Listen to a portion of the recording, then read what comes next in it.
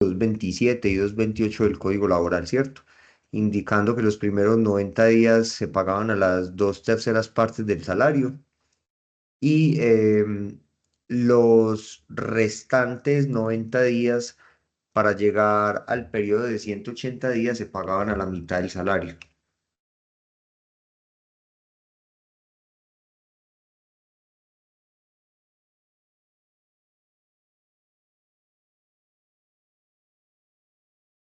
Pero dijimos que el salario que se toma como base para pagar todas las incapacidades siempre será el del mes anterior al inicio del día uno de la incapacidad, como lo señala el decreto 780 del 2016. Entonces pusimos un ejemplo donde este trabajador empezaba a incapacitarse en el mes de mayo, el 24 de mayo le mandaban 7 días de incapacidad. El salario base para sacar las dos terceras partes durante los primeros 90 días y la mitad durante los otros 90 días siempre sería entonces el IBC de abril del año 2025 porque la primera incapacidad es en mayo. Salvo que se trate de un salario variable, donde ya vamos a ver qué pasaría, o no sé si alcanzamos a ver qué pasaría. No llegamos hasta ese punto. Listo. Entonces, ¿en qué día de incapacidad íbamos? Aquí se dieron estos primeros 7 días de incapacidad, luego empató todo el resto del mes de junio y por acá tuvo unos días donde fue a trabajar en julio, pero como no pasaron 30 días entre la última incapacidad y la nueva, se entiende que hubo prórroga de la incapacidad, entonces ya íbamos en el día 39 de incapacidad. Profe, Si es, aló, usted estaba compartiendo pantalla. ah, qué pena. Claro, estábamos navegando sin información. Entonces, ahora sí, ¿cierto? Ahora sí todos la ven, ¿cierto? Sí, pero ahora sí ya todos la vemos. Eso, entonces el 24 de mayo fue la primera incapacidad, ¿cierto? Y se pagó a las dos terceras partes del salario diario, que en este caso tomamos el salario de abril, que es el IBC del mes anterior, como lo dice el decreto 780 del 2016. El salario de abril es 3.800.000. Entonces las dos terceras partes del salario diario corresponden a lo siguiente. 3.800.000 dividido 30 da 126.667. Las dos terceras partes de 126.667 son 84.444. Por ende, la incapacidad se pagó a 844.444 y así durante los primeros 90 días, ¿cierto? Que todavía no hemos llegado a los 90 días. En junio íbamos en el día 30. Fue a trabajar estos primeros 7 días de julio. Eso se pagaron al 100% de su salario porque fue a trabajar, pero luego otra vez retomó incapacidad el 8 de julio. Ya el 8 de julio no volvemos a empezar desde cero, sino que seguimos en el día 39 de incapacidad, 40. Cuando no pasan más de 30 días entre la última incapacidad y la nueva, hay prórroga de incapacidad. En este caso, el ejercicio lo terminamos en el día 62 de incapacidad. Debemos continuar, continuemos para ver qué pasa más adelante, ¿cierto? Entonces, vamos a poner todo agosto, septiembre, vamos a poner octubre. Vamos por ahora hasta aquí, hasta octubre, hasta el 31 de octubre. Ay, en un momento yo coloreo todo esto igual.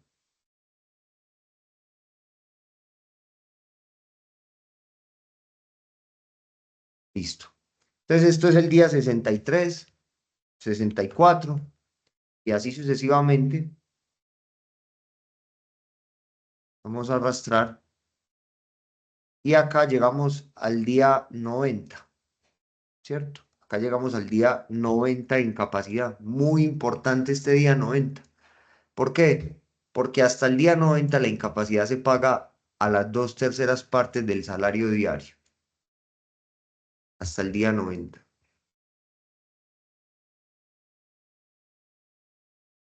¿Vamos bien o no? Sí, profe. Sí, señor. ¿Qué dice el artículo 227 del Código Sustantivo del Trabajo?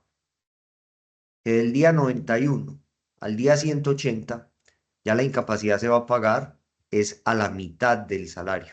pero la base salarial que vamos a utilizar para sacar la mitad del salario es la del mes anterior al día 1 de incapacidad. ¿Listo? No el de las prórrogas, como lo dice el 780 del 2016, norma pues que ya habíamos visto anteriormente, pero ahorita la vuelvo a poner en pantalla. Entonces, dos terceras partes del salario en los primeros 90 días y la mitad del salario por el tiempo restante para llegar a los 180. ¿Listo? 227 del Código Laboral. Vamos a tomar el decreto 780 del 2016, donde este decreto nos recuerda lo siguiente.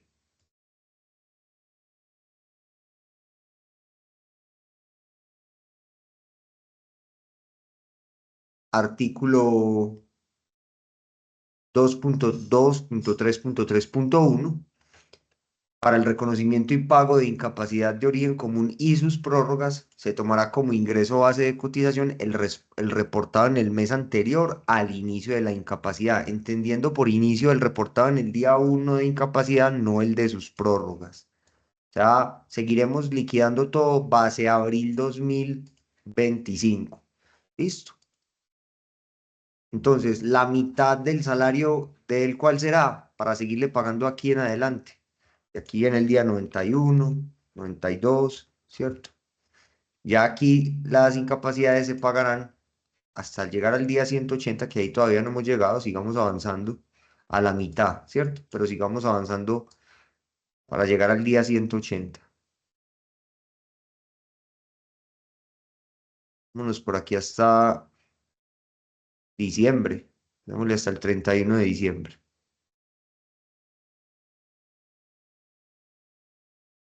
Y arrastremos acá esta numeración.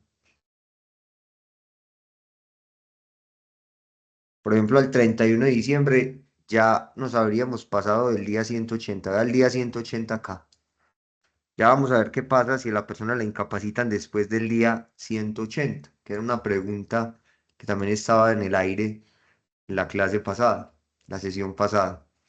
Listo, pero en todo caso, sabemos que entre el día 91, perdón, y el día 180, la incapacidad se paga la mitad del salario base del mes anterior del día 1 de incapacidad. Primera incapacidad es en mayo, salario del mes anterior es abril, 3.800.000 dividido 30, esto da al diario 126.667, la mitad de 126.667 es 63.333. Recuerden esta nota que voy a dejar acá, según la sentencia C543 de 2007 de la Corte Constitucional, nunca al aplicar las bajas por incapacidad señaladas en el artículo 227 del Código Sustantivo del Trabajo, el trabajador puede devengar menos del salario mínimo diario vigente. Por tanto, si al aplicar dichas bajas, la incapacidad resultante da menos del salario, de ese salario, se debe ajustar al mínimo. Listo, ya lo habíamos mencionado. ¿Estamos de acuerdo que ya lo habíamos mencionado o no? Sí, profe. Eso. Si yo le cojo las dos terceras partes a un salario diario del mínimo, me va a dar menos del mínimo diario, no se puede. Listo. Entonces ahí está, se debe ajustar el salario mínimo diario. Bien, pero aquí en este caso estamos inclusive todavía por encima del mínimo diario, porque el mínimo diario es 1.423.500 dividido 30, 47.450. Y la mitad del salario de este señor es, la mitad del salario diario es 63.333. 3.800.000 dividido 30, 1.120.000, perdón, 3.800.000 dividido 30, 126.667 como salario diario, dividido 2, 63.333. Este dinero está por encima del salario mínimo diario y por ende esta incapacidad se puede pagar así. Recuerden que durante los primeros 180 días el empleador paga la incapacidad al trabajador y se la recobra a la EPS. ¿Listo? Se la recobra a la EPS. El trámite no se le puede trasladar al trabajador, como habíamos visto. Artículo 121 del Decreto Ley 019 del año 2012.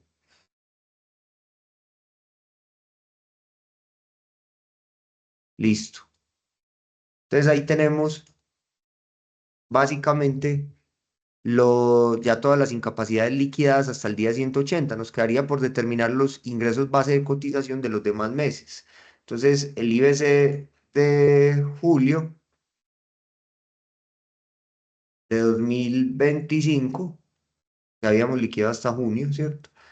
Estará integrado por todo lo que recibió él por concepto de incapacidades en el mes de julio. Entonces, todo lo que recibió por concepto de incapacidades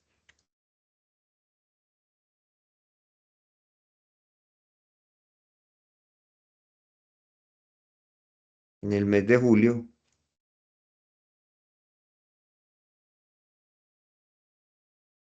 Hiciera yo aquí para sumar eso. Ah, sí, ya sé cómo. Deme un momento. Todo lo que recibió por concepto de incapacidades en el mes de julio me da 2.913.913. Este es el IBC a pensión, a salud y ya, pensión y a salud. Porque recuerden que durante el periodo de incapacidad el trabajador no cotiza a caja de compensación familiar ni a riesgos laborales. Pues si el empleador no le tiene por qué cotizar ni a caja ni a riesgos laborales. Hasta ahí vamos bien.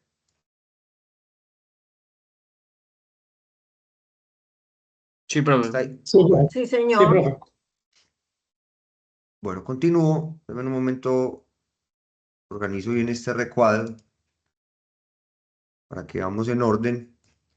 Sigamos con el IBC de agosto. ¿Cuál sería el IBC de agosto? Acá subrayo. El IBC de agosto es lo devengado por concepto de incapacidad que daría esta plata. 2.554.000. Miren cómo le va bajando el ingreso base de cotización a pensión. ¿Y por qué le va bajando el ingreso base de cotización a pensión? Porque el ingreso base de cotización a pensión durante la incapacidad es lo devengado por el trabajador durante la incapacidad, ¿cierto? Como lo dice el decreto 780 del año 2016. Aquí lo voy a volver a poner en pantalla. Ingreso base de cotización durante las incapacidades o la licencia de maternidad. Durante los periodos de incapacidad por riesgo común o de licencia de maternidad habrá lugar al pago de aportes a salud y a pensión, para efectos de liquidar los aportes correspondientes al periodo por el cual se reconozca la habilidad de una incapacidad por riesgo común o una licencia de maternidad, se tomará como ingreso base de cotización el valor de la incapacidad o licencia de maternidad según el caso. Entonces ahí está claro. Que se tomará como ingreso base de cotización el valor de la incapacidad. En el evento de incapacidad derivada por riesgo común o de licencia de maternidad, los aportes al sistema de pensiones serán a cargo de los empleadores y empleados en proporción que establece la ley. Cuando los empleadores opten por pagar el valor de las incapacidades que en este evento se causen, podrán repetir dicho valor contra la respectiva EPS, al igual que descontar de aquellas el valor de los aportes al sistema de pensiones a cargo de sus empleados. Eh, Serán a cargo de la respectiva administradora de riesgos laborales el valor del... Esto luego lo vemos. Esto es incapacidad de origen laboral y todavía no hemos ahondado hasta allá. Listo. Sabemos que el empleador paga los primeros 2 días de incapacidad en el sistema de salud, no se los compensa la EPS, ¿cierto? Sino que la EPS le empieza a compensar al empleador a partir del día 3. ¿A cómo se pagan los 2 primeros días? También a las 2 terceras partes, ya lo habíamos dicho. ¿Listo? Bueno, entonces Estamos hablando del sector privado. ¿Listo? ¿Dudas hasta ahí? ¿Vamos bien hasta ahí? Sí, profe, una pregunta. ¿Sí? En el hipotético caso, no estoy hablando de Colombia, que la EPS no quiera pagarle la incapacidad al empleador, el empleador debe demandar un proceso ordinario o ejecutivo. No, ordinario. Tiene que presentar un proceso ordinario laboral contra Ok, la EPS. listo. Ejecutivo no lo habría porque no es una obligación clara, expresa y exigible que conste en un documento que proviene del deudor, que sería la EPS, o de sus causavientes. Tiene que ser un proceso ordinario laboral. Ok, ¿Listo? listo. Gracias, profe. Adelante. Profe, tengo una duda con el cálculo cuando se gana un salario mínimo. ¿El salario mínimo legal vigente diario se coge el salario mínimo y se divide por 30 o se divide por 25 con los días laborados? No, no, sobre 30. Sobre Sobre 30. 30. Ah, perfecto. Sí, O sea, sí da listo. 47.470. Claro. 450. 450. Ese es el salario mínimo legal vigente diario. Diario. Diario. Ah, bueno, señor. Muchas gracias. Bueno. Continúo. Los meses para efectos laborales tienen 30 días de conformidad con el artículo 134 del Código Laboral que dice que el salario en dinero debe pagarse en periodos iguales y vencidos. El año no tiene periodos iguales, 365 días sobre 12 periodos de el año, que son de enero a diciembre. Eso da 30,4. Entonces el punto 4 no aproxima, vea. Punto 4 no aproxima. Quedan 30. Todos los meses tienen 30 días para efectos laborales, no de seguridad, no para semanas cotizadas. Ahí sí se toman los meses en su real duración, pero sí para efectos del derecho laboral individual. Y los pagos que se hacen a la seguridad social sí son 30 días todos los meses. Pero en semanas cotizadas hay una tesis especial que establece que las semanas se deben liquidar es que en razón a la real duración de los meses. Pero no nos vamos a meter con eso ahora. En todo caso, para efectos del derecho laboral individual, los meses tienen 30 días y por ende el salario mínimo diario corresponde al salario mensual dividido 30. Adelante. Pero yo tengo una pregunta. Digamos que, pues, como en el presente caso que estamos trabajando, si la única forma de subsistencia, pues, del trabajador es el salario, ¿cierto?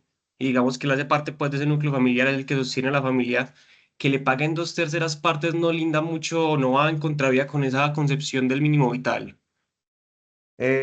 Sí, pero digamos, también hay que entender que el contrato laboral es un contrato para beneficio recíproco de las partes, es un contrato bilateral.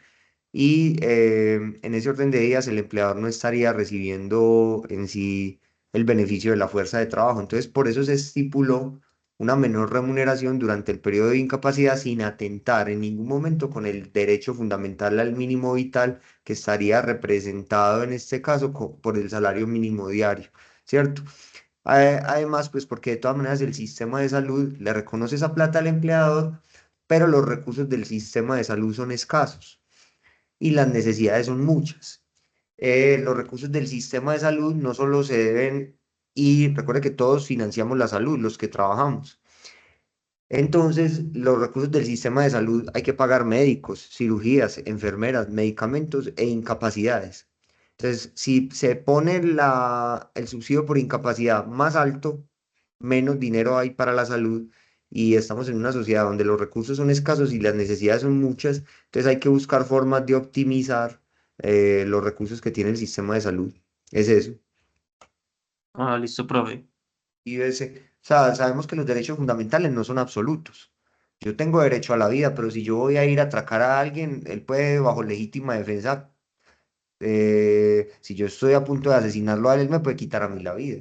Los derechos fundamentales no son... Yo tengo derecho a la libertad, pero si yo voy a ir a cometer fechorías, obviamente, si me capturan en flagrancia o con orden judicial, obviamente soy sujeto a que se me restrinja esa libertad. Lo mismo, el mínimo vital es un derecho fundamental, pero no, los derechos fundamentales no son absolutos, entran en colisión con otros derechos constitucionales como la sostenibilidad fiscal del sistema de salud, como el derecho a la libre empresa que está en el artículo 333 de la Constitución. Entonces hay que buscar sistemas que, digamos, se hagan compatible o que permitan que los derechos no se sacrifiquen unos a otros. Listo. IBC de septiembre. del 2025. Mire cómo le bajó el IBC de septiembre de 2025. ¿Por qué menciono esto? Porque esto le va a perjudicar la pensión, la de vejez o la de invalidez. Porque cuando veamos pensión de invalidez, ustedes van a ver que se liquida con el promedio salarial de los últimos 10 años o de lo que tenga la persona. Ese promedio salarial se le va a sacar el 45%. Entonces, si usted hace un promedio salarial con salarios en pensión que van bajando, pues el promedio al final le queda más bajito. Por eso, finalmente, esto va a afectar también al trabajador frente a la eventual pensión de invalidez o eventual pensión de vejez. ¿Y por qué hablo de pensión de invalidez? Porque ya vea qué cantidad de incapacidades. Quiere decir que esta persona está bastante enferma o bastante enferma, perdón, y para la redundancia hay que cometer bastante enferma y puede eventualmente tener derecho a una pensión de invalidez. Ya vamos a ver cómo. Listo. Entonces, por ahora vamos en el día 90 de incapacidad. Aquí ya pasamos el día 90, agosto. Ya del día 91 al día 180 se paga la mitad del salario. Por eso aquí vea como le bajó el IBC en septiembre. Pasemos a octubre.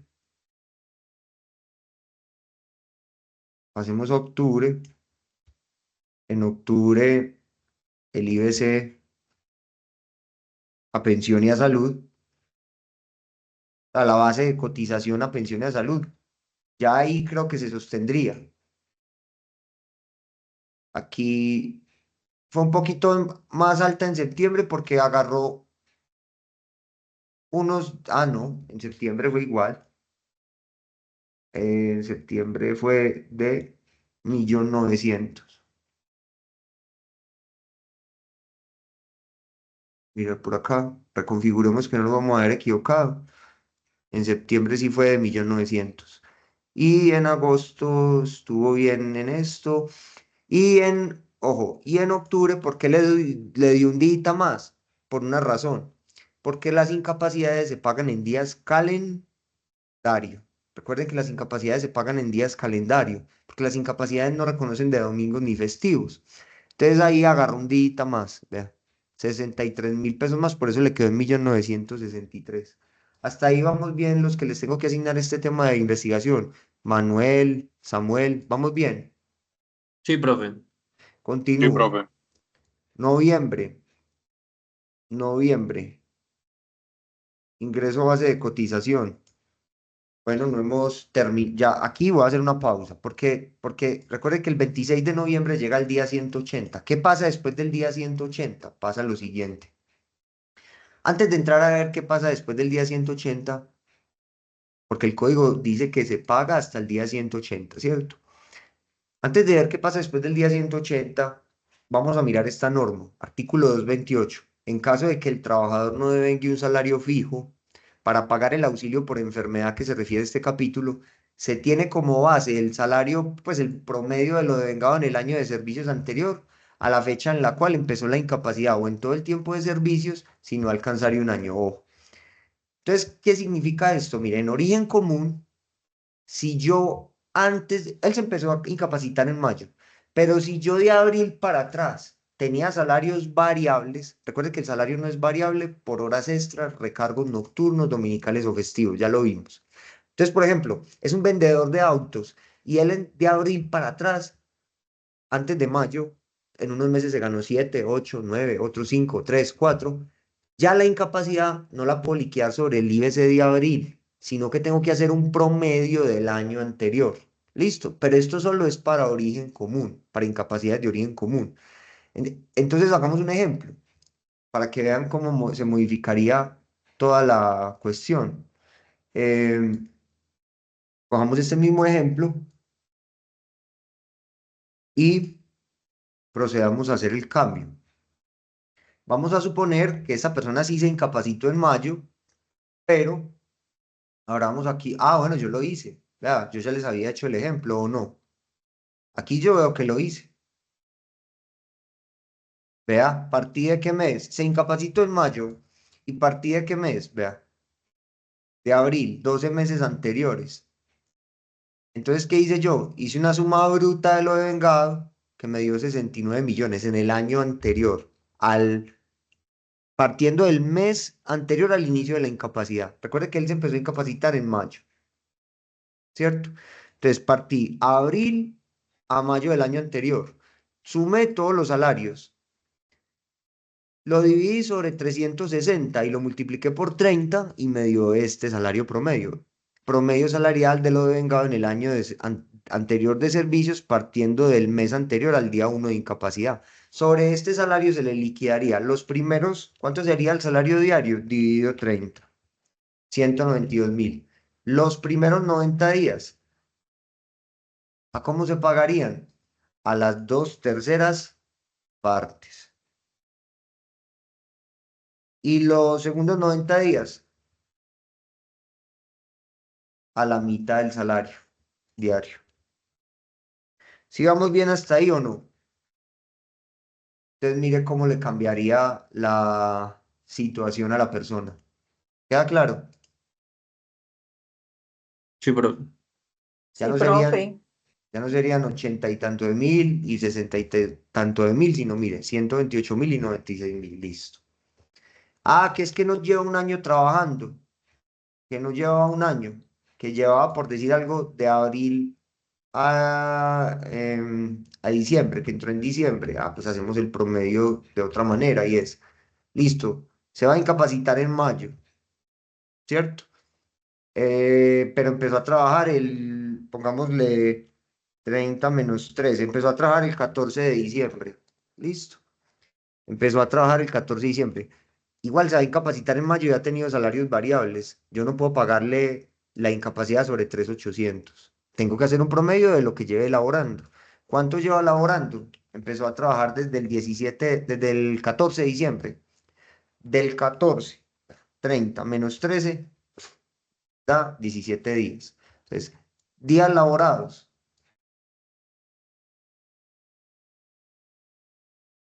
137. Hasta el mes anterior al inicio de la incapacidad. Hago una suma bruta, que son 22.800.000.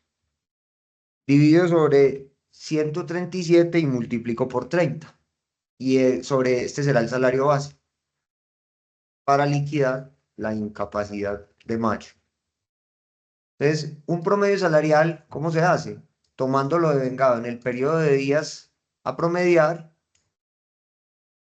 tomando lo devengado, se divide sobre el número de días a promediar y se multiplica por 30 para sacar el salario del mes.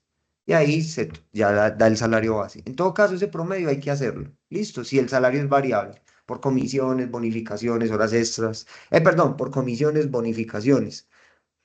No por horas extras, no por recargos nocturnos, sino por trabajo suplementario. Adelante, Tomás. Profe, ese promedio se hace sin importar el tiempo que haya transcurrido trabajando él con salarios variables. O sea, si lleva 20 años, toca hacer ese promedio sobre los 20 años. No, no, sobre el año anterior. El límite es año anterior, partiendo del mes anterior al inicio de la incapacidad.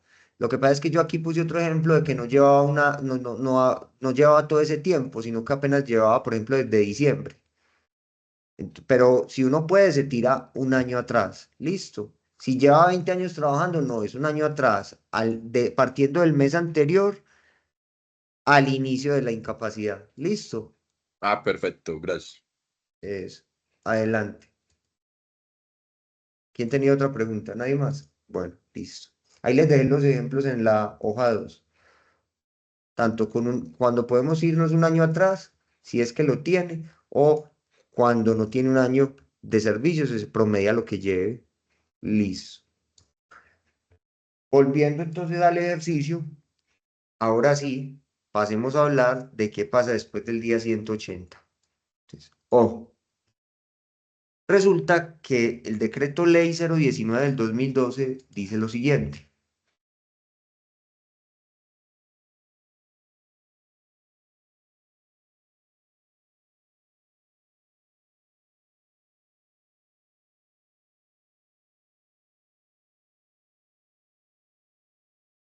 Decreto ley 019 de 2012, artículo 142.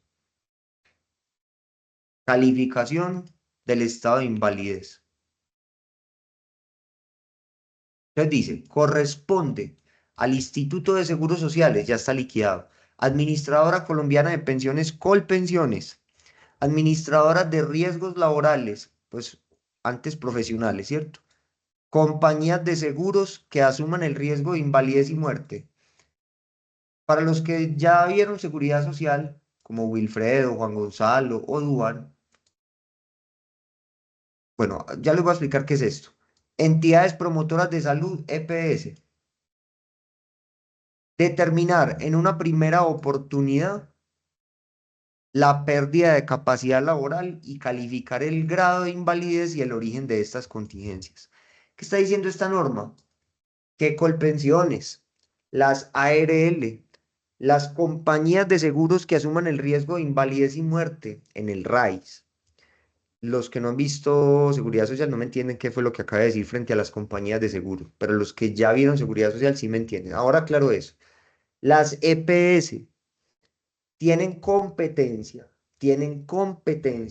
para calificar en primera oportunidad la pérdida de capacidad laboral de una persona, de definir cuál es el porcentaje de esa invalidez, si es del 50, si es del 40, si es del 80, si es del 70, y el origen de esas contingencias, esto es, si esa invalidez proviene de un origen común o de un origen laboral.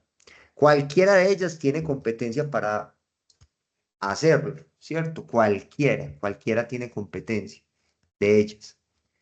¿Qué es esto de las compañías de seguros que asuman el riesgo de invalidez y muerte? Recuerden que los trabajadores que están afiliados en fondos privados,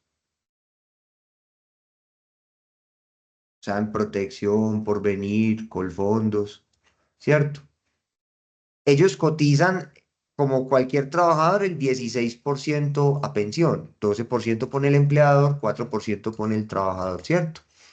Pero del total de la cotización del 16%, no todo el 16% se va a la cuenta de ahorro individual del fondo privado, que es ese dinero que es del trabajador y que el fondo invierte en el mercado de capitales para tratar de que la cuenta pensional se incremente, ¿cierto? No todo el 16% como vemos se va a la cuenta de ahorro individual, solo de ese 16, el 11,5% de la cotización va a la cuenta individual. O el restante entre el 11,5 y el 16 se pierden otras cosas o se invierte en otras cosas. Una de ellas es esta que está aquí, seguros previsionales. ¿Qué son los seguros previsionales? Que los fondos de pensiones privados, si un trabajador se le muere o se le invalida, ellos no son los que pagan la pensión de invalidez y sobrevivientes. No es el fondo, no es Scandia, no es Colfondos, no es Porvenir, no es Protección, que son los fondos privados de pensiones en Colombia, no hay otros. Scandia, Colfondos, ellos no son los que pagan la pensión de invalidez o de sobrevivientes, aunque la persona esté afiliada en Porvenir, el Colfondos, en Scandia. Esa pensión de invalidez y muerte la va a pagar una reaseguradora. Por ejemplo, la reaseguradora de Colfondos es Seguros Bolívar. La reaseguradora de Porvenir es Seguros de Vida Alfa. La reaseguradora de Protección es Sura. La de Scandia no sé quién es, no me acuerdo. Entonces, ¿qué hace el fondo de pensiones con la cotización que le paga el empleador y que aporta el trabajador? El 11,5 lo mete a la cuenta, pero paga una prima mensual, como cuando usted paga su seguro todo riesgo del carro o de la moto, ¿cierto? Paga una prima mensual a una reaseguradora para que si su afiliado se invalida o muere, sea esa reaseguradora la que termine pagando la pensión de invalidez al trabajador que se invalida por origen común o para que le pague la pensión de sobrevivientes a la viuda cuando el trabajador fallece por origen común. Entonces, ustedes van a ver que si alguien se invalida y está afiliado por venir, la pensión de invalidez se la va a pagar Seguros de Vida Alfa, porque Seguros de Vida Alfa asumió ese riesgo en un contrato de reaseguramiento que celebró con Porvenir, mediante el cual Porvenir le pagaba una prima mensual, ¿cierto? Entonces, como finalmente quien paga la pensión de invalidez y de sobrevivientes en los fondos privados es una reaseguradora, por eso el legislador le dio competencia a las compañías de seguro que asuman el riesgo de invalidez y muerte en calificar la invalidez. Porque no solo la pensión de invalidez requiere calificación de invalidez, la de sobrevivientes también. Usted sabe que si usted tiene un hijo inválido, la pensión de sobrevivientes se le paga de manera vitalicia. Entonces la aseguradora lo califica para ver si le reconoce la de sobrevivientes hasta los 25 años si estudia o de manera vitalicia si es enfermo. Entonces, por eso es que estas compañías de seguros también pueden calificar. Cualquiera, Colpensiones, si la persona está en Colpensiones, las ARL, si es un origen laboral, para determinar la pensión de invalidez de origen laboral. Las compañías de seguros que asumen el riesgo de invalidez y muerte en el RAIS, en los fondos privados. Las EPS también pueden calificar tanto el grado, o sea, porcentaje de invalidez, como el origen de las contingencias. Si la persona no está de acuerdo con la calificación que le entreguen, tiene un recurso que se llama la manifestación de inconformidad. Esa manifestación de inconformidad, ¿por qué alguien puede estar inconforme con la calificación que se le entregue? Pues porque no le dio el 50% de pérdida de capacidad laboral, que es el que se requiere para una pensión de invalidez. Le dio 48, le dio 30. Entonces la persona, como esa calificación de invalidez no le representa el porcentaje necesario para pensionarse, hace la manifestación de inconformidad. Recuerden que el artículo 38 de la ley 100 señala que una persona se entiende inválida cuando ha perdido el 50% o más de su capacidad laboral, aspecto que se determina en estos dictámenes de pérdida de capacidad laboral, cuya competencia en su realización la tienen las entidades que acabo de mencionar. La persona puede manifestar su inconformidad, no necesita abogado, y obviamente todo esto es un mundo de cosas que habría que explicar, no es el momento para explicar cómo se califica la invalidez en Colombia, cuál es el manual de calificación de invalidez, ¿cierto? No es el momento para explicar de manera detallada cómo se hace un recurso de inconformidad o también llamado manifestación de inconformidad, pero digamos en principio lo que les puedo explicar, y además no es objeto del tema de investigación, ¿cierto? Porque el tema de investigación de ustedes son las incapacidades, pero en principio les puedo explicar que la persona puede manifestar su inconformidad contra el dictamen que hacen estas entidades en primera oportunidad y tiene 10 días hábiles desde que lo notifican para presentar ese recurso. No se necesita ser abogado, no se requiere abogado.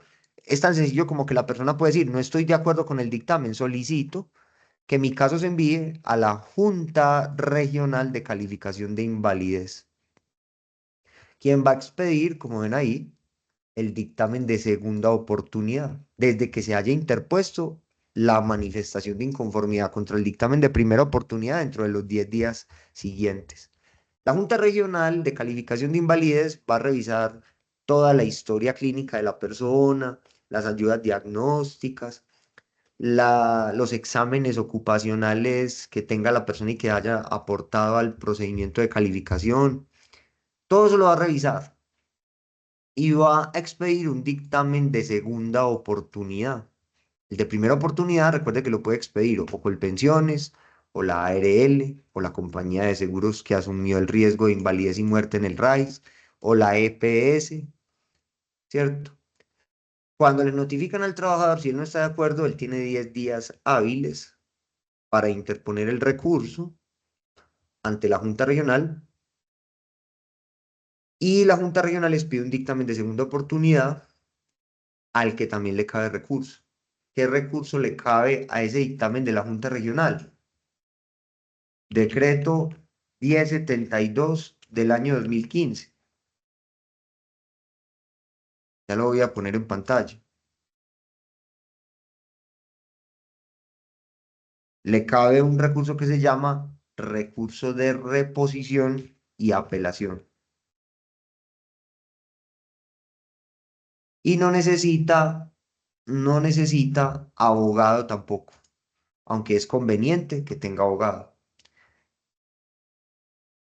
Los criterios para determinar si una persona es inválida o no están contenidos en una norma, que es el decreto 1507 del año 2014, que se denomina Manual Único de Calificación de Invalidez. Eso será objeto de otra sesión de estudio. Pero obviamente cuando uno le entregan un dictamen de pérdida de capacidad laboral, uno debe revisarlo para ver si le puede encontrar errores que ameriten en primera oportunidad presentar el recurso de inconformidad, que va a que el caso sea llevado ante la Junta Regional de Calificación de Invalidez. Y si la Junta de Calificación de Invalidez Regional aún persiste en los mismos errores, uno puede contra ese dictamen interponer el recurso de reposición y apelación. La reposición, ya hoy dudan, significa que la Junta revisará su propio dictamen que se acaba de expedir en segunda oportunidad. Y si no lo modifica, es decir, si lo confirma, envía todo el expediente al superior. ¿Quién es el superior de la Junta Regional? El superior de la Junta Regional es la Junta Nacional de Calificación de Invalidez. ¿Cuánto tiempo hay para interponer el recurso de reposición y en subsidio de apelación contra el dictamen de la Junta Regional, que es el de segunda oportunidad? Hay 10 días siguientes a la notificación, 10 días hábiles. Las juntas trabajan los sábados, o sea que los sábados cuentan como hábiles. Listo. Entonces, son 3 dictámenes que se podrían llegar a presentar. ¿Cuáles son los 3 dictámenes? El del fondo de pensiones en primera oportunidad o la ARL si fue esta la que lo hizo, o la aseguradora si fue esta la que lo hizo, o la EPS si fue esta la que lo hizo. Ese sería el dictamen de primera oportunidad. Ante el recurso de inconformidad presentado por el afiliado, dentro de los 10 días hábiles siguientes, el caso sube a la Junta Regional. Contra el dictamen de la Junta Regional procede el recurso de reposición y apelación, también interpuesto dentro de los 10 días hábiles siguientes, caso en el cual el expediente sube a la Junta Nacional de Calificación de Invalidez, quien termina resolviendo la controversia, pero no con efectos de cosa juzgada, porque las únicas autoridades que pueden expedir actos con efectos de cosa juzgada son los jueces de la República. Entonces, finalmente, si ninguna de estas entidades corrigió o enmendó el error que se le puso de presente, por el cual no le estaba dando el 50% más de pérdida de capacidad laboral a la persona, o el error que se le haya puesto de presente, pues la misma norma dice que contra dichas decisiones proceden las acciones legales. Si una persona después de todos estos 3 exámenes no le dio el 50%, pero por un error de los calificadores, pues es muy fácil. La persona puede acudir a la jurisdicción laboral, pedirle al juez que decrete un dictamen pericial para determinar si es inválido o no, y si es inválido, el juez le reconoce la pensión de invalidez. Es más, la persona ni siquiera tendría que agotar los procedimientos de calificación ante la Junta Regional y Nacional, porque la Corte Suprema de Justicia ha sido clara en expresar lo siguiente.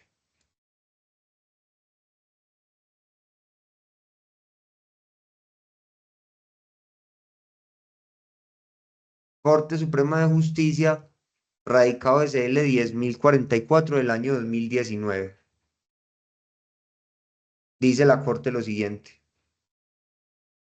Pues bien, la Sala de manera reiterada y pacífica ha adoctrinado que si bien la gestión que se realiza ante las juntas de calificación de invalidez tiene por finalidad establecer el estado de invalidez mediante un procedimiento específico, este no corresponde a un trámite administrativo previo que necesariamente deba agotarse para que se reconozca la pensión de invalidez, puesto que la parte interesada en la valoración médica también puede acudir directamente a la jurisdicción ordinaria laboral.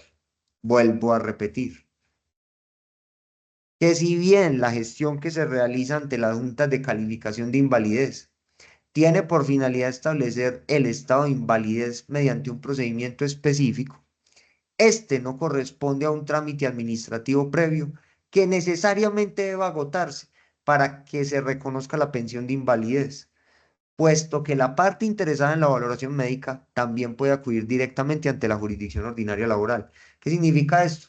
La persona simplemente en una servilleta Se la tienen que recibir porque es un derecho de petición. Si no, denuncian la Procuraduría, ¿cierto? O una tutela. Pero bueno, no lo vamos a hacer en una servilleta, ¿cierto?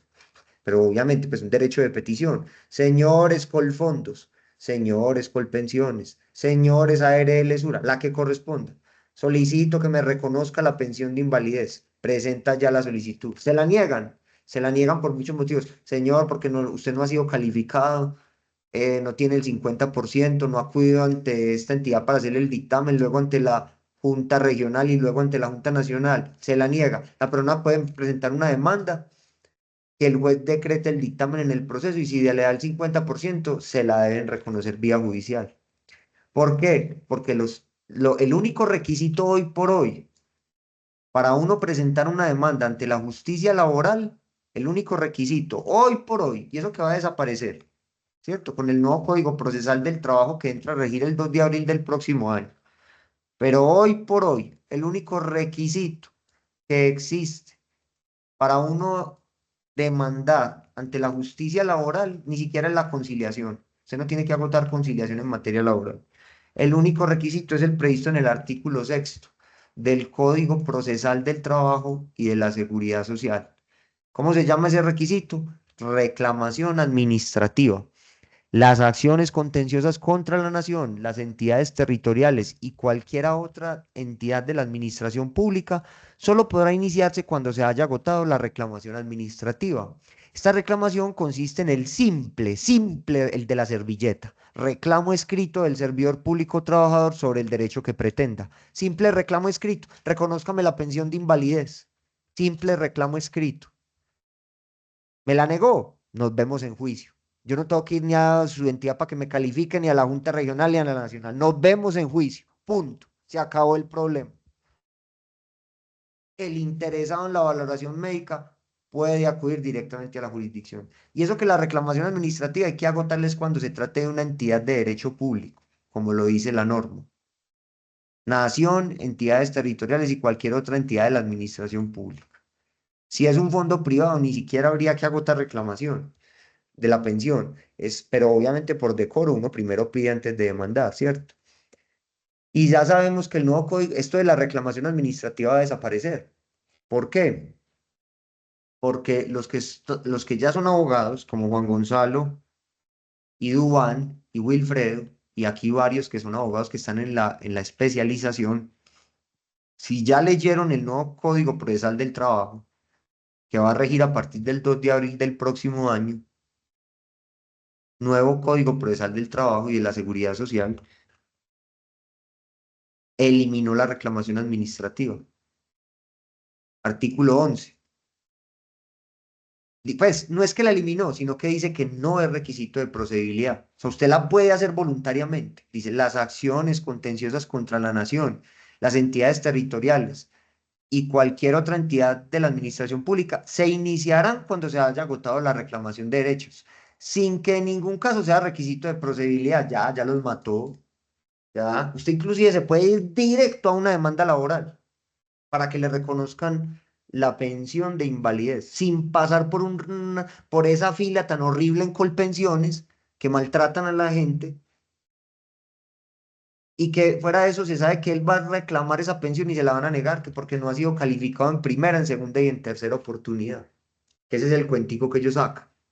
Primera oportunidad Colpensiones o el fondo privado Colfondos o porvenir o protección. Segunda oportunidad, Junta Regional, Junta Nacional. No se necesita agotar ese procedimiento. Inclusive con esta nueva norma va a quedar más sencillo aún, porque así se trata de una entidad pública como un fondo de pensiones, ni siquiera tengo que agotar la reclamación.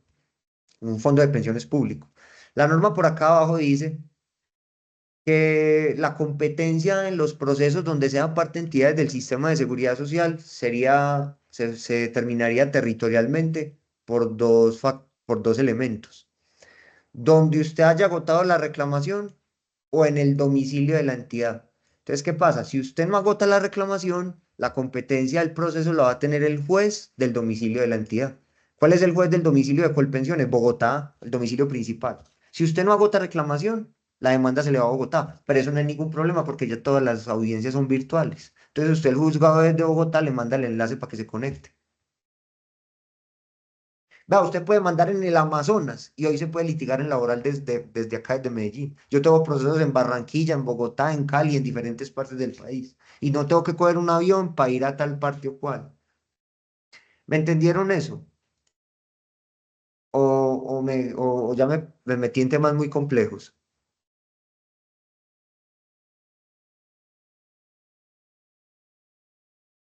Samuel, Manuel, Tomás. No, pero entendido, entendido. Entendido. No muy claro, profe. Espere, pues que todavía no he dicho qué pasa del día 180 en adelante, sino que tengo que empezar por esto, porque si ya tenemos una persona tan enferma, ya estamos es pensando en una pensión de invalidez, ¿cierto? Y ya Felipe, vamos a ver eso. Por eso es que estoy metiéndome en este tema. Duván, tenés la mano alzada hace media hora. sí, una pregunta ahí con el tema que venís hablando. Por Sí, ejemplo, cuando uno está en el contrainterrogatorio contra el perito que presentó el dictamen y uno ve, o sea, uno hace que él entre al error y diga que está mal realizado su dictamen, el juez puede inmediatamente, digamos que la calificación le dio el 45, usted necesita el 50 y el quedó mal hecho el dictamen. El juez puede automáticamente darle la pensión ahí diciendo sí, por qué claro, o claro. Él no necesita decretar otro nuevo dictamen, no, no. no, ya decretó ese. Pues para los muchachos que no han visto seguridad social es muy difícil entender lo que voy a decir a continuación, pero de pronto Duván sí me puede entender. Por ejemplo, restricciones del rol laboral. Le puso 15%. 15% significa que fue reubicado en otro puesto y lo puede hacer en un 100% sin ninguna limitación. Y resulta que en el proceso aparece, está la prueba de que la persona era conductor, fue reubicado como despachador, pero tiene que ir a hacerse 2 veces por semana diálisis. Entonces, no debería tener 15% en el rol laboral, debería tener 20. ¿Qué es 20? Que lo reubicaron en un puesto y que tiene, para poderlo realizar, tiene que apoyarse en tratamientos continuos o inclusive en la ayuda de otro. Necesita la ayuda de otro porque mientras él va y se hace la diálisis, otro lo tiene que reemplazar. Y en tratamientos continuos. Entonces, por ejemplo, si por deficiencia sacó 30% por deficiencias. Por la insuficiencia renal, por ejemplo, sacó 30. Sume pues, sume. Por deficiencia sacó 30 y le habían puesto 15 por restricciones al rol laboral. ¿Cuánto le da esa invalidez Duan? Le da 45, no tenía la pensión. Pero si el juez, al usted enrostrarle el error al perito, ¿usted por qué le puso 15? Si en la historia clínica está el examen ocupacional pues incapacidad y también está la misma historia clínica que dice que él se tiene que ir a hacer diálisis. Entonces, ¿por qué le puso 15? Sí lo reubicaron como despachador, pero él no puede hacer el puesto en un 100%. Necesita tratamientos continuos o incluso la ayuda de otro. Eso significa que le tenés que poner 20 según el decreto 1507 del 2014. Entonces, 30 de deficiencia y ya no 15 por reintegro, sino 20, ¿cierto? Te da 50, entonces ya el juez entiende y ya le reconoce la pensión a la persona. ¿Me entendiste, Juan? Bueno, esto no me lo van a entender ni Samuel, ni Tomás, ni Manuel, porque yo no les he explicado el manual de calificación de invalidez, pero Duan sí podría entender lo que le estoy diciendo, ¿o no? ¿Sí Sí, quedó sí, lo claro, entendí. Duan? Sí, señor, gracias. Listo. Y Juan, bueno, yo tengo un video donde yo explico el manual de calificación de invalidez. Ahí está en el canal. Lo pueden buscar. Ahora se los mando. Que sí sería bueno, Samuel, Tomás y Manuel, que se lo vean. Les sirve como complemento. Y Marta, ¿qué pregunta tiene? Doctor Felipe, yo le pregunto algo. A mí me calificaron primero Colpensiones 33, la Junta 53 y la Nacional me bajó a 46. Entonces, ¿yo podría demandar en este momento o me tendría que hacer el examen por aparte y Mire, adjuntarlo a la Marta, entonces demanda? Marta, mire.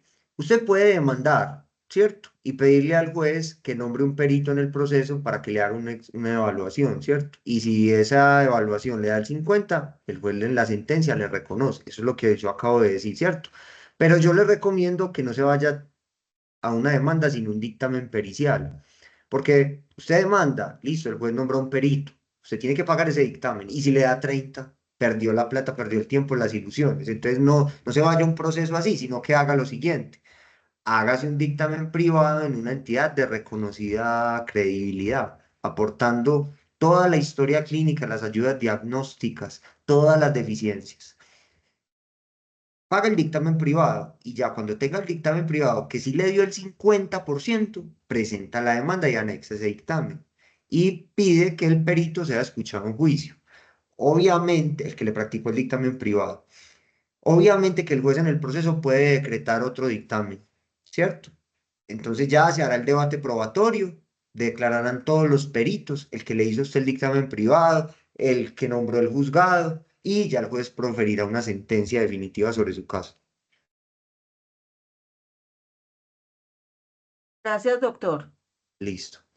Todos los demás entendimos. Samuel, Tomás y Manuel, sí les recomiendo, ahora les mando el video del manual de calificación, que es importante que se lo vean para darle un complemento mayor a este tema, porque cuando un trabajador ya está en más de 180 días, ya estamos hablando de una eventual pensión de invalidez, ¿cierto? Si le da el 50%. Si no le da el 50%, vamos a ver que hay lugar a un reintegro laboral y tiene fuero de salud, la empresa no lo puede despedir desde que tenga ese fuero de salud. Bueno, pues entonces vamos a mirar qué pasa después del día 180 que no he dicho.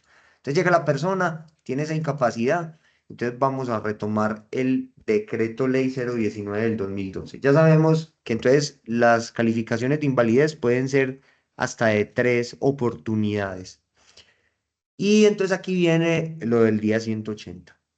Resulta, yo lo voy a explicar primero con una gráfica y muestro el artículo. Resulta que este decreto, que es el que estamos viendo, el decreto ley 019 del 2012, dice que la EPS, la EPS debe expedir un concepto que se llama concepto de rehabilitación.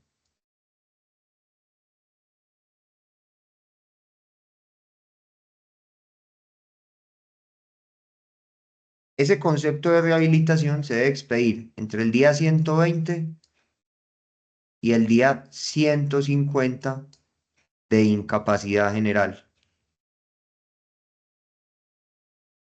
O sea, vamos a mirar, según esto, dónde se debería expedir ese concepto, según el archivo histórico. Entonces, entre este día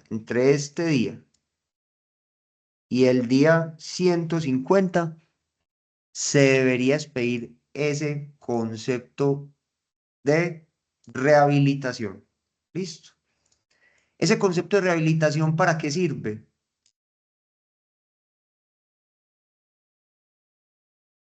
Doctor, ese es el que uno lleva al fondo de pensión Eso, pero para que empiece el proceso. eso. Pero ellos no saben porque ellos apenas están en laboral 1, ¿listo?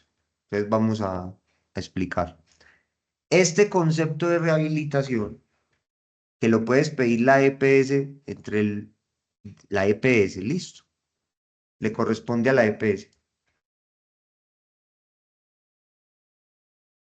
Entre el día 120 y día 150 de incapacidad, si no lo expide, hay que hacer un derecho de petición. Puede ser de dos naturalezas.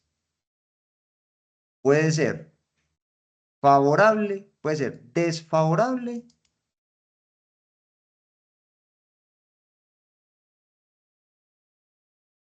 te muestro la norma. O puede ser favorable. ¿Qué es que un concepto sea desfavorable? Un concepto es desfavorable cuando la EPS, de acuerdo a la medicina laboral de la EPS, así se llama, medicina laboral de la EPS, medicina laboral de la EPS, considera, el médico centinela, el médico laboral de la EPS, considera, de acuerdo a la historia clínica, a las ayudas diagnósticas, que esa persona ya se le consolidaron las secuelas, que ya no hay nada más por hacer. Por ejemplo, tuvo un accidente de tránsito, perdió una pierna, sanó el muñón, le pusieron la prótesis, hizo las fisioterapias, alcanzó el grado máximo médico de recuperación. Ya de ahí para allá no va a mejorar más. Eso significa un concepto desfavorable. que ya se consolidaron las secuelas. Eso puede suceder, por ejemplo, en las enfermedades catastróficas. Le dio leucemia, está muy avanzada, ya no hay nada por hacer. Le hicieron una biopsia, cáncer terminal con metástasis por todo el cuerpo. Ya el oncólogo dijo, ya esto no hay nada por hacer, ya solo son cuidados paliativos, un cáncer muy agresivo. Ya entonces ahí ya se consolidaron secuelas, ya no hay más. Ya quimioterapia, radioterapia, ¿para qué? Si está totalmente invadido, ya lo que siguen son cuidados paliativos. O una leucemia, o perdió una extremidad. Lamentablemente los seres humanos no somos como las lagartijas que les crece otra cola, ¿cierto? Ya no, ya perdió la extremidad, ya si le pusieron la prótesis, hizo las fisioterapias, se alcanzó la mejoría médica máxima, el concepto será desfavorable. ¿Qué pasa cuando el concepto es desfavorable? Cuando el concepto es desfavorable, automáticamente la persona tiene derecho a que le califiquen la invalidez. El concepto desfavorable es el que me abre a mí la puerta para que me califiquen ya la invalidez. ¿Listo? Es una de las primeras formas que yo tengo para que me califiquen la invalidez. Ya le puedo mostrar que así lo dice la norma.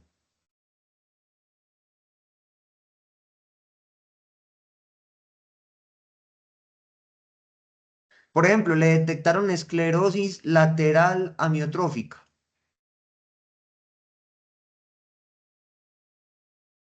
Entonces, si le detectaron esclerosis lateral amiotrófica, que eso es una enfermedad incurable, ya el médico entre el día 120 y el día 150 ya dice, ya para qué, es que no hay cura para esa enfermedad. Esa enfermedad es la que tenía Stephen Hopkins, ¿se acuerdan? El científico astrónomo que quedó totalmente postrado en una silla de ruedas. Se va secando, se va secando, se va secando, no puede moverse. Eso no tiene cura. Entonces, el decreto 780 del 2016 dice, momento de la calificación definitiva. Cuando la entidad promotora de salud o entidad adaptada emita concepto ¿qué? Dice ahí. ¿Qué dice ahí?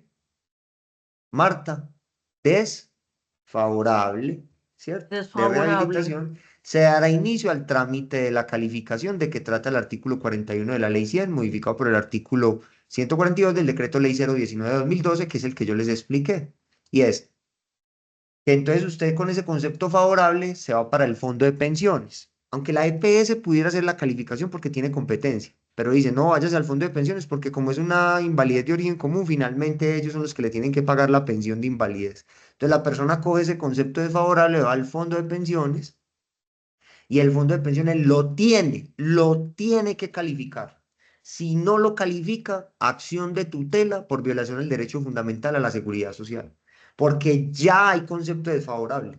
Ya la norma dice que lo que sigue es el trámite de calificación de invalidez, no más tratamientos, no que espere que haya otra cirugía, no que espere que haya otra cosa por hacer, no, ya tiene desfavorable de malas. Obviamente que la persona tiene derecho a la salud y a seguir yéndose a tratar y todo eso, pero ya hay desfavorable de malas, me lo califica, me califica si es tan amable, si no le hago la tutela. Listo.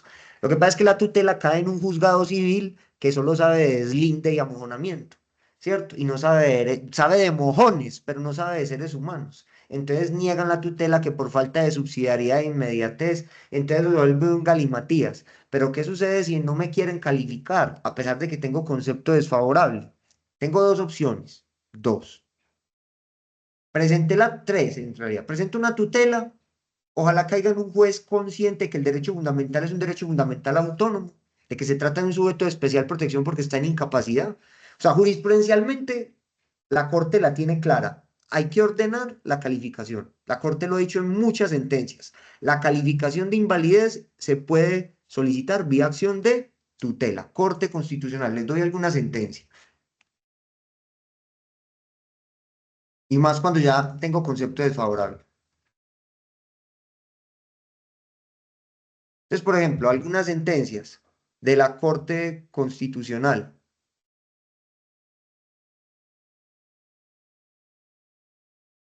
Dame un momentico, abro alguna.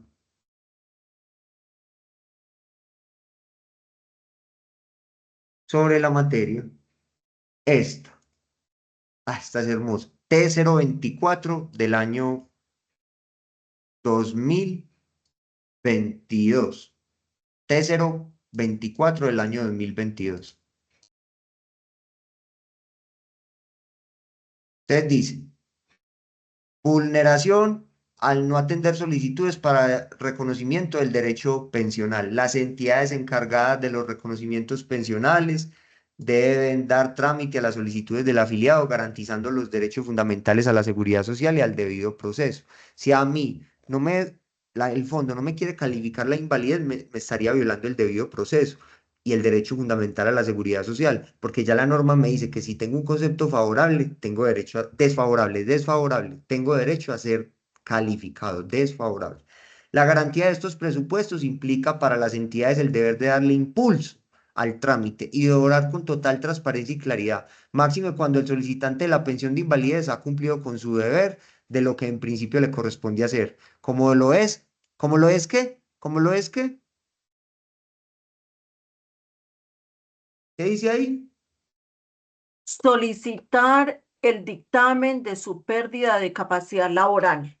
La Corte ha dicho que es procedente, cae en un juzgado civil, la tutela, porque la tutela puede caer en cualquier juzgado. Yo voy a subir este video a YouTube, un llamado para la ignorancia de los jueces de este país, que sabe de deslinde y amojonamiento, que sabe de servidumbres, que sabe de hipotecas y de pagaré, y que le niega los derechos fundamentales a las personas. Es el colmo del descaro que los juzgados no protejan los derechos fundamentales cuando hay jurisprudencia clara de la Corte Constitucional. Y es porque les da pereza leer sobre los temas. Entonces, también es cierto que hay una congestión judicial muy grande y que debería haber una jurisdicción constitucional, pero mientras tanto toca respetar los derechos fundamentales de la gente y más cuando acuden a las acciones de tutela. Le declaran improcedente la tutela por subsidiariedad, que no, que acuda a la vía ordinaria. Entonces voy a acudir a un proceso ordinario laboral 4 años para que un juez declare un dictamen de invalidez y me reconozca la pensión y entonces mientras tanto mi situación de enfermedad, ¿qué? Es que yo tengo derecho a acceder a la seguridad social en condiciones de oportunidad. Y máxime de pronto a veces casos donde la persona inclusive está desempleada y está solicitando la calificación para poder acceder a una pensión de invalidez. Entonces, ese es un tema pues de una guerra que a veces no cree, es decir, es complejo el tema de las tutelas en Colombia. Se ha vuelto muy complejo por la ignorancia de los despachos y también porque muchas veces por la carga judicial le ponen a fallar las tutelas a los estudiantes que hacen las prácticas en los juzgados. Y el estudiante que hace las prácticas en el juzgado es el que no iba nunca a clase de seguridad social. Entonces tampoco sabe nada y falla esa tutela como le da la gana. Primera opción es acudir a la tutela. Si tengo un desfavorable y no me quieren calificar. Sentencia que tomaron nota T024 del año 2022. Segunda opción, si no me quieren calificar. Puedo aplicar lo que me dice el decreto 1072 del año 2015. Segunda opción. Dice la norma que lo siguiente, casos en los cuales se puede recurrir directamente ante las juntas regionales.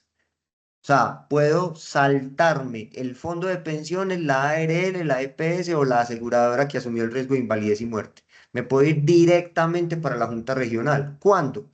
Cuando transcurridos 30 días calendario después de terminado el proceso de rehabilitación. ¿Cómo termina el proceso de rehabilitación? Con el concepto desfavorable. El concepto desfavorable es el que dice, mire, ya no hay nada más por hacer. Si 30 días después a mí no me han calificado, en primera oportunidad, yo puedo ir directamente ante la Junta. ¿Qué me va a pedir la Junta regional?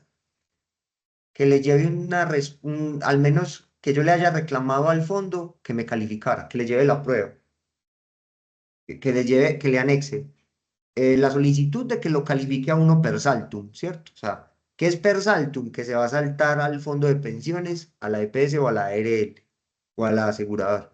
Entonces allá lo va a atender una secretaria en la junta regional y le va a decir a su cliente, sí señor, yo le recibo la solicitud de calificación per saltum porque usted tiene aquí un concepto desfavorable y ya pasaron 30 días desde desfavorable y no ha sido calificado en primera oportunidad. Yo se la recibo, pero anéxeme aquí la prueba de que usted le solicitó al fondo que lo calificara. Entonces, no le anexa el derecho de petición, el recibido del derecho de petición en el fondo. Con eso, la Junta Regional debería admitirle la solicitud de calificación per saltum, la Junta expediría el dictamen y contra ese dictamen procede recurso de reposición y el subsidio de apelación ante la Junta Nacional. Sin embargo, cuando la persona va a la Junta Regional a solicitar la calificación per saltum, se encuentra con una secretaria más ignorante que él, o un secretario más ignorante que él, que no sabe nada de eso. Entonces le dicen, no, no, vaya al fondo de pensiones. Acá yo no le recibo esa solicitud de calificación per saltum. ¿Calificación per saltum, eso qué es? Entonces acá existe la ley, pero no la obedecen. Vaya pues convenza a la Junta de que haga un examen per saltum. Tiene que ser usted amigo del director de la Junta o de uno de esos médicos para que le tramiten a la persona las cosas. Yo he mandado clientes a hacer calificación per saltum a la Junta con la solicitud, la normatividad, y salen con unas respuestas absurdas. Que no, que es el fondo, que no, que el fondo ya respondió, dijo que todavía no lo podía calificar. ¿Cómo así que no me puede calificar si yo ya tengo concepto desfavorable? Ya la norma es muy clara en que tengo derecho a ser calificado, ¿cierto?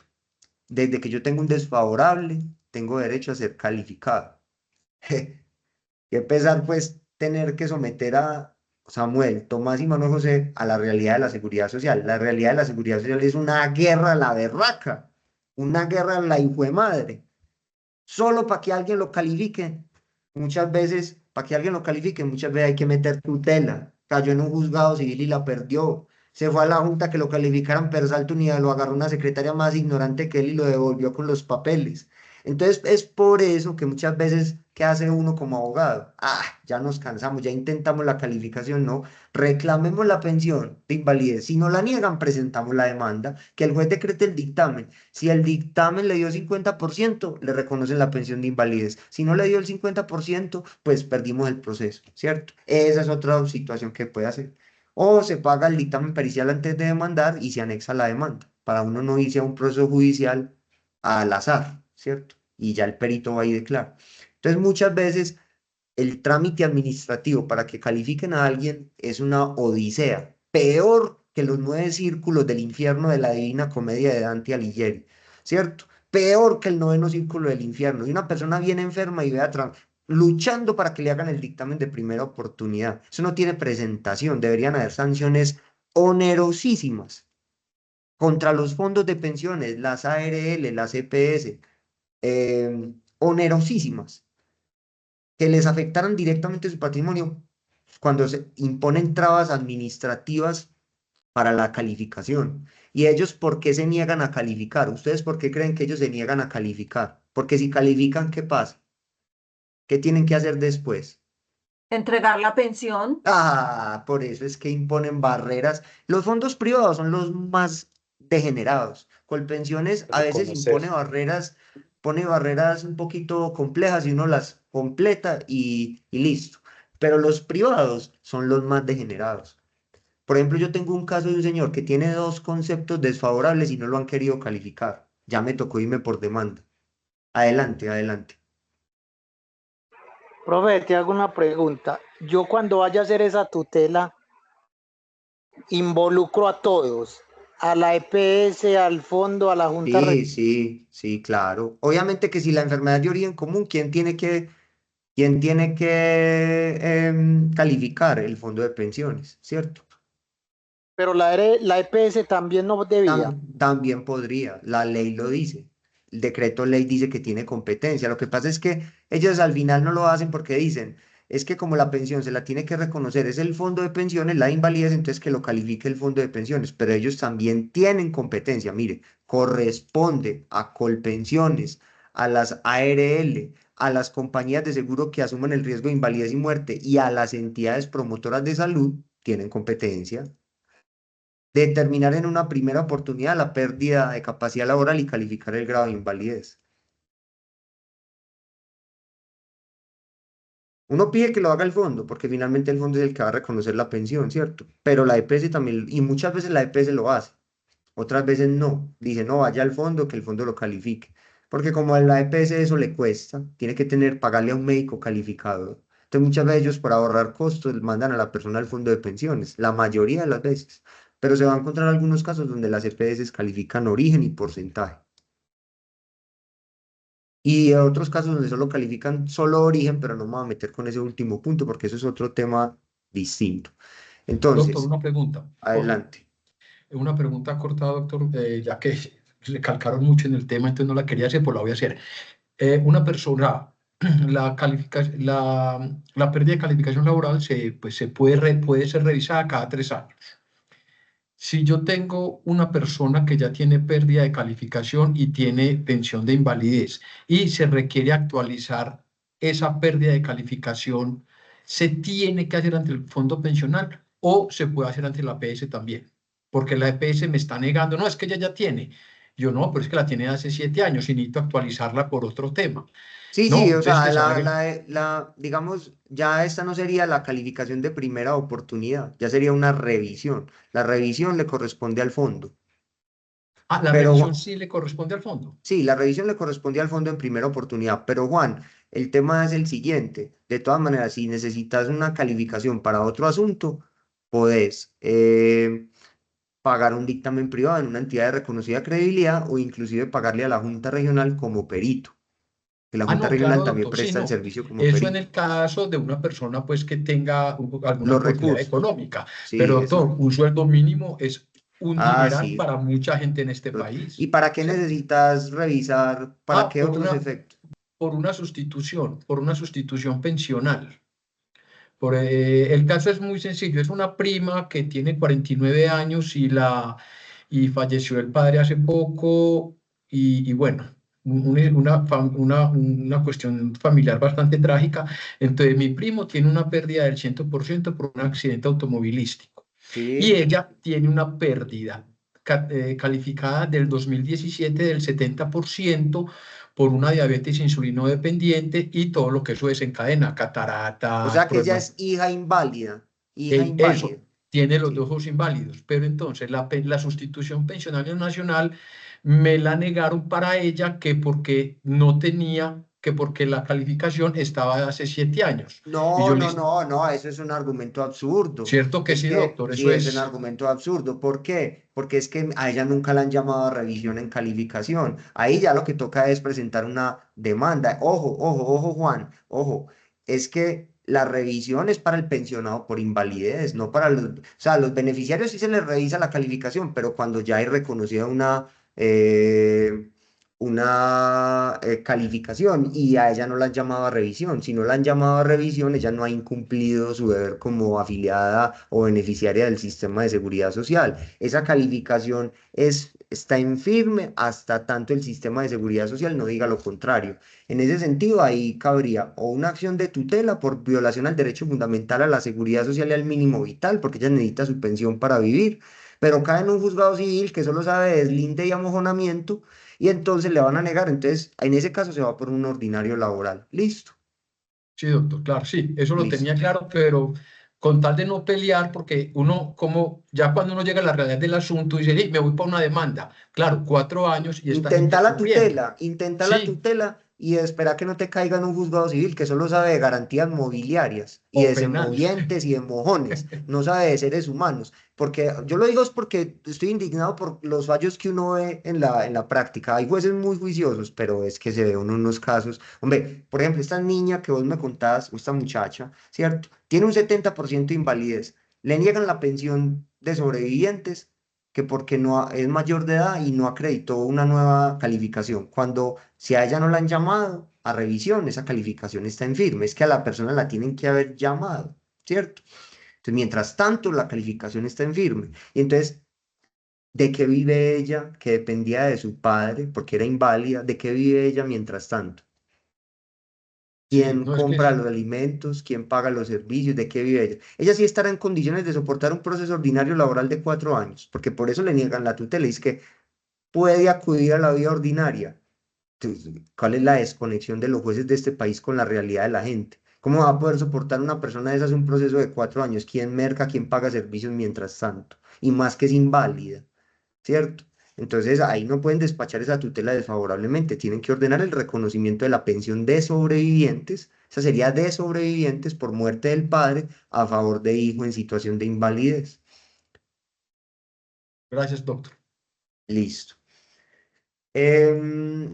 Continuemos. Entonces, bueno, entonces Manuel, Samuel y Tomás. Póngale pues cuidado dónde está lo del día 150 al día 100, día 120 a día 150, que es el periodo donde el cual se tiene que expedir ese concepto de rehabilitación, que como les digo, puede ser o favorable o desfavorable. Entonces dice por acá. Las entidades promotoras de salud deberán emitir dicho concepto. Estamos hablando del favorable o del desfavorable, ¿cierto? Antes de cumplirse el día 120 de incapacidad y enviarlo antes de cumplirse el día 150 a cada una de las administradoras de pensiones. ¿Por qué? Por una razón. Si el concepto es favorable, si el concepto es favorable, se va a postergar, se va a postergar la calificación de invalidez por un lapso de 360 días adicionales calendario a los primeros 180 días de incapacidad temporal reconocida por la EPS. Ojo que esto es clave, Manuel, Tomás y Samuel. Esto es clave.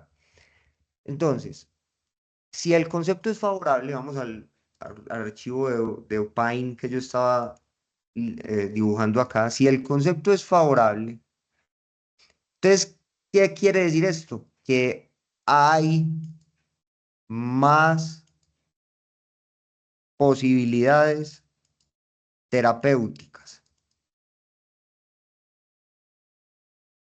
Es decir, que la persona todavía no se le han consolidado las secuelas y puede mejorar más. Por eso todavía no se le va a calificar. Se va a postergar la calificación por 300, hasta por 360 días adicionales a los primeros 180. Eso nos da 540. ¿Cierto? 180 de incapacidad inicial y 360 adicionales, donde lo van a seguir tratando cuando el concepto es favorable. Si es desfavorable, va de calificación inmediata. Si es favorable, se posterga la calificación hasta por 360 días más. Y en este caso, si se expidió el concepto, el fondo de pensiones, que en este caso es el fondo de pensiones privado o colpensiones, y la persona está en colpensiones, va a asumir el valor de la incapacidad. Serán estas entidades las que van a empezar a pagar la incapacidad entre el día 181 al día 540. Esta entidad será la que empiece a pagar la incapacidad entre el día 181 y el día 540. Ya les voy a mostrar que así lo dice la norma. Siempre y cuando, obviamente, la EPS haya emitido el respectivo concepto dentro de la oportunidad. Porque si no emite el concepto dentro del día 120 a día 150 y ya pasamos más del día 180 y nada que ha emitido el concepto porque es una EPS bien enredada que no cumple con los términos de ley, mientras no emita el concepto sigue la EPS asumiendo con cargo a sus propios recursos las incapacidades. Así estemos más allá del día 180. Entonces dice la norma, estamos en el artículo 142 del decreto ley 019 del 2012. Dice, dice así, para los casos de accidente o enfermedad común, ¿cierto? En los cuales exista concepto favorable de rehabilitación de la entidad promotora de salud, la administradora de fondos de pensiones postergará el trámite de calificación de invalidez hasta por un término máximo de 360 días calendario adicionales a los primeros 180 de incapacidad temporal reconocida por la entidad promotora de salud, evento en el cual, con cargo al seguro previsional de invalidez y de sobrevivencia o de la entidad de previsión social correspondiente que lo hubiera expedido, la administradora de fondos de pensiones otorgará un subsidio equivalente a la incapacidad que venía disfrutando el trabajador.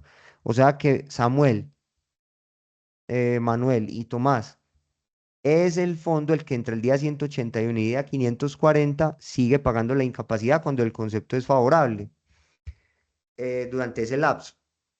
Y la pregunta es, ¿cómo paga la incapacidad el fondo de pensiones en ese lapso, día 181 a día 540? ¿La paga a las 2/3 partes o la continúa pagando a la mitad del salario como la venía disfrutando el trabajador?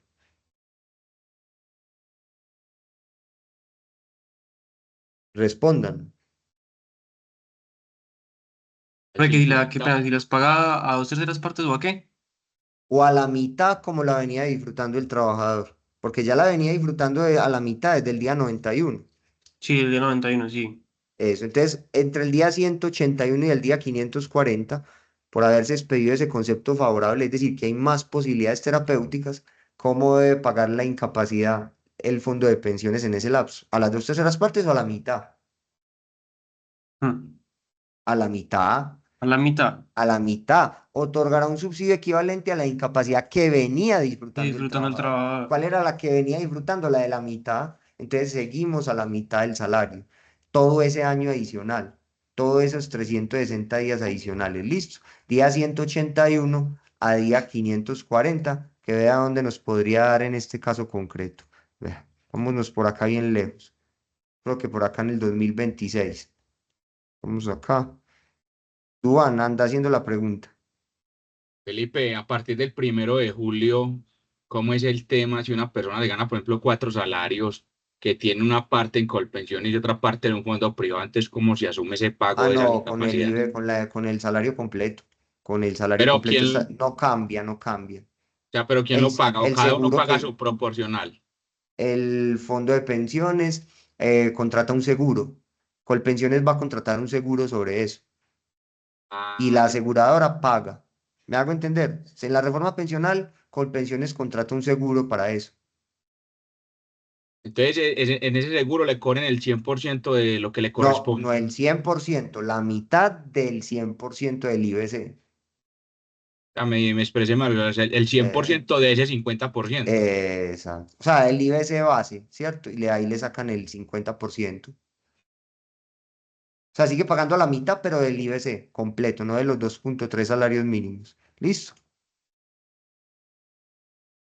O sea, que en ese Duan, sentido los fondos privados quedan exonerados de ese tema. sí, es que les conviene también, es que la reforma pensional les conviene a ellos. Por eso están calladitos. Ellos ya entendieron que les conviene, es que van para la quiebra, todo el mundo está pasando para Colpensiones, usted sabe por qué. Los estudiantes de Laboral uno no entienden, pero ustedes que ya son abogados y, y los que ya han visto seguridad social como Marta, entienden por qué.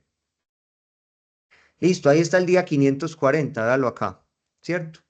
El día 540 en este caso se cumpliría el 21 de noviembre del 2026 de una persona que empezó incapacidad. ¿Cuándo empezó incapacidad este señor? 24 de mayo de este año. Fueron continuas, salvo estos días del 1 de julio al 7 de julio que tuvo fue a trabajar. Pero sabemos que si no pasan 30 días, se continúa el cómputo y no se vuelve a reiniciar, ¿cierto? Entonces del 38 pasamos al 39, 40 y llega a completar los 540 días acá el 21 de noviembre del 2026. Entonces, ¿qué pasa? Durante todo este tiempo el trabajador va a seguir recibiendo, pero ¿qué pasa? La mitad de su salario, es decir, lo que venía recibiendo por incapacidad del día 91, lo va a seguir recibiendo. Vamos, Manuel, Tomás, Samuel, vamos bien, ¿me entienden? Sí, profe. Sí, Sigue señor. recibiendo la mitad, listo. ¿Quién le paga la incapacidad? El fondo de pensiones. Ojo, ahí sí, ya para terminar, pasa lo siguiente. Ahí es cuando las empresas suspenden el pago, porque es que como veníamos hasta aquí, hasta el día 180, la empresa pagaba y le recobraba la EPS. Pero entre el día 181 y el día 540, ya la incapacidad no está a cargo del sistema de salud, ya la incapacidad está a cargo del fondo de pensiones, del sistema de pensiones. Entonces ya no aplica del día 181 al día 540. Doctor, se le apagó el micrófono. Doctor, se le apagó el micrófono y no escucha. Eso. Bueno, qué pena. ¿Hasta dónde me escucharon? Profe, no, hasta que usted dijo 540, hasta ahí. Eso. Entonces, ¿qué pasa? Entre el día 181 y el día 540, la incapacidad ya no va a estar a cargo de la EPS, sino del fondo de pensiones. O sea, del sistema no de salud, sino de pensiones. Entonces ahí ya no aplica lo que establece el artículo 121 del decreto ley 019 de 2012, y es que en ningún caso se le puede trasladar al trabajador el trámite para la obtención de la incapacidad.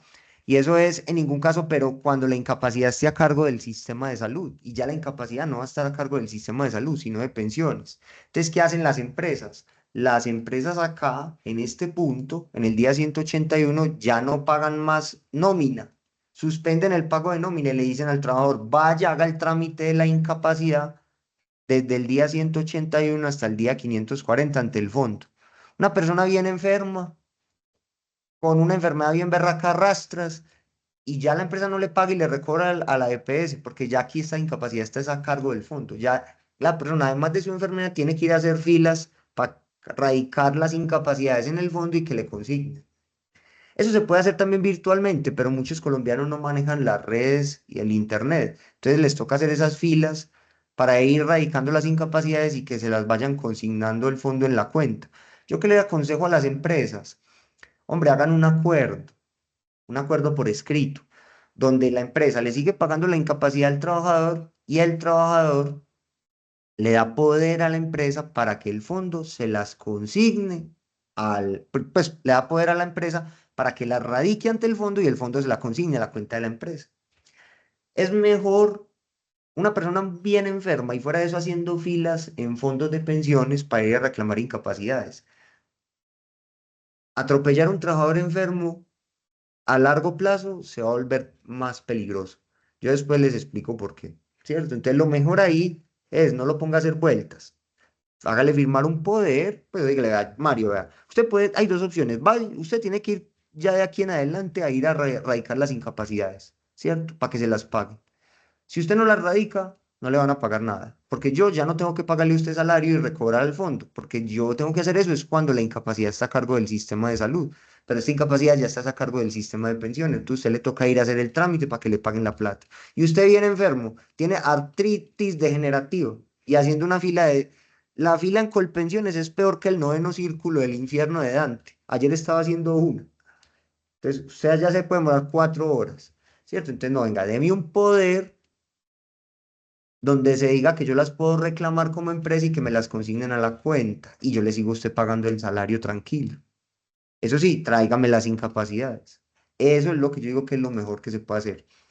No nos da más tiempo para tocar más temas. John Edward, le quedo debiendo la dudita. O hágala y nos vamos. Pregunta y nos vamos. Profe, estos términos y para ese recobro es igual si la incapacidad es por tema laboral, que lo tengo No, por tema laboral nos faltan sesiones. Entonces todavía no hemos terminado, ¿cierto? Es más, nos falta todavía más un capítulo tercero a este tema. ¿Por qué? Nos falta hablar de qué pasa durante esos 360 días. Porque la persona que le dieron un primer concepto favorable, ¿cierto? El primer concepto fue favorable. Miren acá Manuel Tomás y, bueno, y compañía. Miren acá esto tan importante. Y es que si a usted le dieron un concepto favorable, quiere decir que le van a seguir haciendo tratamientos hasta por un año. Pero debe llegar un momento en que se expida un segundo concepto. Un concepto que va a ser ¿qué? Puede ser de dos naturalezas. Favorable o desfavorable. Si es desfavorable, quiere decir que aquí en este lapso ya se consolidaron las secuelas y se va para calificación.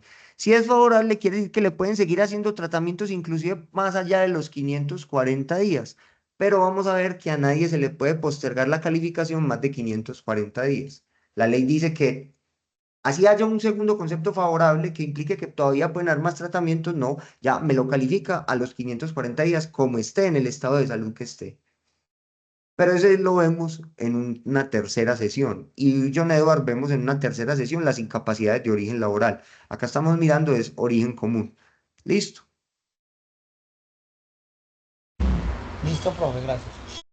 Bueno, espero que haya habido claridad. Ya mandé el archivo de hoy al semillero, al grupo de WhatsApp. Nos vemos en una próxima oportunidad. Doctor, Perfecto, muchas profe, Gracias, muchísimas profe, que gracias. estés muy Muy bien. amables. Muchas gracias, profe. Bueno, hasta luego.